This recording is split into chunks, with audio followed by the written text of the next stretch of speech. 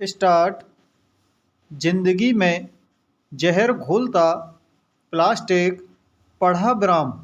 इसका दुष्प्रभाव इतना व्यापक और असरकारी है कि इससे किसी का बच पाना मुश्किल है ब्राह्म। स्थिति इतनी खराब है कि अब इसके सूक्ष्म कण वर्षा जल का हिस्सा बन सभी क्षेत्रों को भी प्रभावित कर रहे हैं ब्राह्म। ऐसे में जिन देशों क्षेत्रों के लोग प्लास्टिक का उपयोग नहीं करते हैं उनका भी बच पाना मुश्किल है ब्राह्म। सवाल उठता है कि प्रतिबंध के बाद भी प्लास्टिक का विभिन्न रूपों में उपयोग जारी कैसे है प्रश्न। क्या हम अपनी सुविधाओं की खातिर अपनी संतान के लिए बेहतर दुनिया नहीं छोड़ना चाहते हैं प्रश्न। फिर हम उन समुद्री जीव जंतुओं की चिंता कैसे करेंगे प्रश्न। पैरा। हालांकि कई समुद्री उत्पाद का इस्तेमाल मानव भी करता है जो इन्हीं जीव जंतुओं के माध्यम से प्लास्टिक उनके पेट तक पहुंचता है जिससे पेट संबंधी अनेक तरह की बीमारियां होने का खतरा रहता है ब्राह्म। इसके अति सूक्ष्म कण हवा में तैरते रहते हैं जो सांस के जरिए फेफड़ों में प्रवेश करते हैं ब्राह्म। लिहाजा माइक्रोप्लास्टिक के नुकसान से लोगों को जागरूक करना होगा ब्राह्म।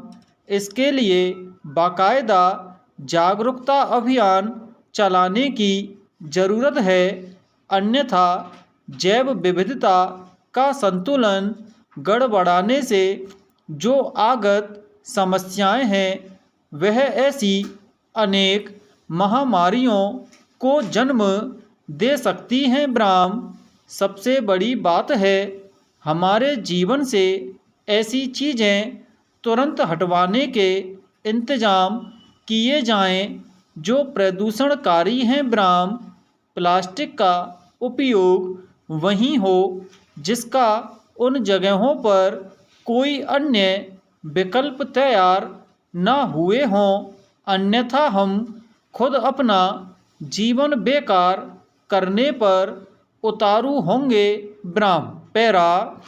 23 दिसंबर 1922 को रेडियो पर पहली बार समाचार कार्यक्रमों का प्रसारण शुरू हुआ था ब्राह्म। सूचना एवं समाचार प्रसारण में इसे एक बड़ी क्रांति माना गया ब्राह्म। रेडियो प्रसारण से सूचनाओं को व्यापक समूह तक पहुंचाना सरल हो गया ब्राह्म। आज़ादी के बाद से रेडियो जगत में ऑल इंडिया रेडियो का एक तरफा राज चला ब्राह्म। रेडियो पर प्रसारित होने वाले कई कार्यक्रम बनाए गए और एक समय के बाद इसका विज्ञापन प्रसारण के लिए भी उपयोग किया जाने लगा ब्राह्म। मगर 1980 के दशक में वैश्वीकरण और उदारीकरण जैसी नीतियों के आने से रेडियो के क्षेत्र में विस्तार हुआ और इसमें पश्चिम का प्रवेश हुआ ब्राह्म। रेडियो प्रसारण में निजी संस्थानों ने भी अपने हाथ आजमाने शुरू किए ब्राह्म। इसके कारण एक समय के बाद ऑल इंडिया रेडियो की ख्याति कम होने लगी ब्राह्म। पैरा। आज अगर रेडियो सुनने वालों और रेडियो का उपयोग करने वालों की बात की जाए तो शायद 1000 में से महज 80 लोग इससे जुड़े होंगे ब्राह्म।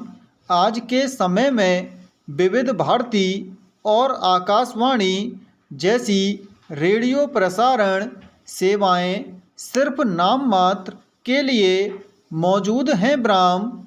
Red FM, big FM, radio Mirchi जैसे निजी संस्थानों के कंधे पर ही रेडियो का अस्तित्व अपनी आखिरी सांसें ले रहा है ब्राह्म।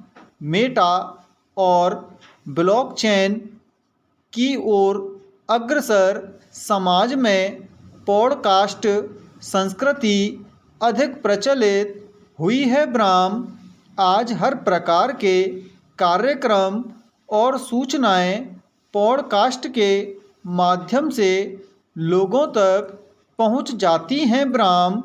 ऐसे में रेडियो का अस्तित्व लुप्त होने की कगार पर नज़र आता है ब्राह्म। पैरा विज्ञान के क्षेत्र में भारत बहुत तेज गति से विश्व के शीर्ष देशों में शामिल होने की ओर बढ़ रहा है ब्राह्म।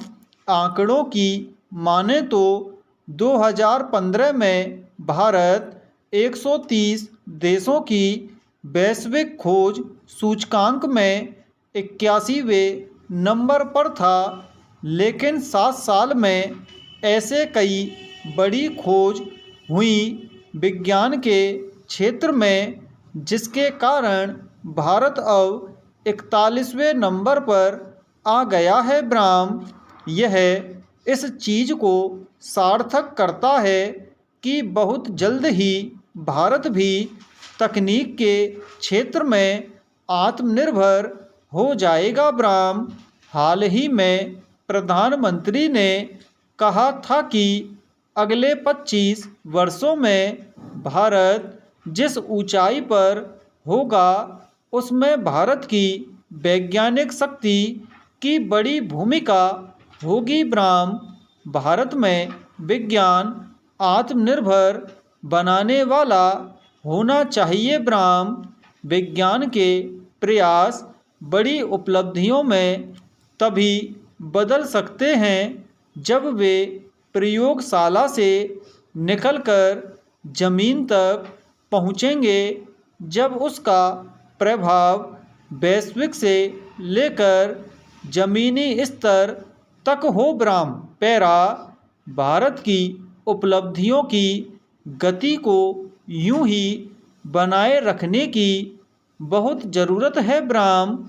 जब विज्ञान लोगों की रोज़मर्रा की जिंदगी में काम आने लगेगा और उसे आसान बनाने में सहयोगी होगा, तब जाकर भारत भी विश्व भर के शीर्ष देशों में शामिल हो जाएगा ब्राह्म।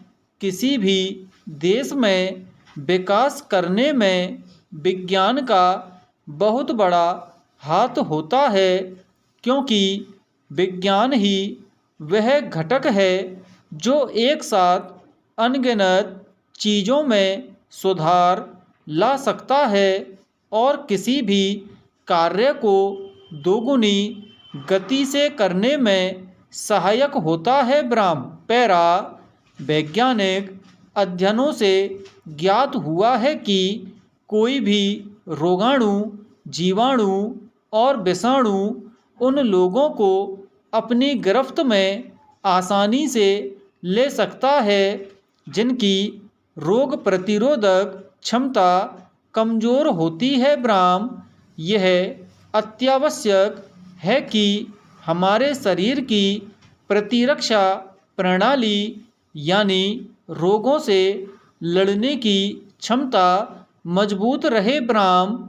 इसके लिए उचित खान पान और व्यायाम के साथ साथ यह भी जरूरी है कि हम कोरोना को लेकर सभी तरह की सावधानियों को अपनाएं, लेकिन इसे लेकर अपना दिमागी संतुलन न खोएं और अनावश्यक रूप से ना घबराएं ब्राह्म। पैरा दरअसल व्यर्थ की चिंता करने और भयभीत होने से हमारी रोग प्रतिरोधक क्षमता कमज़ोर होती है ब्राह्म।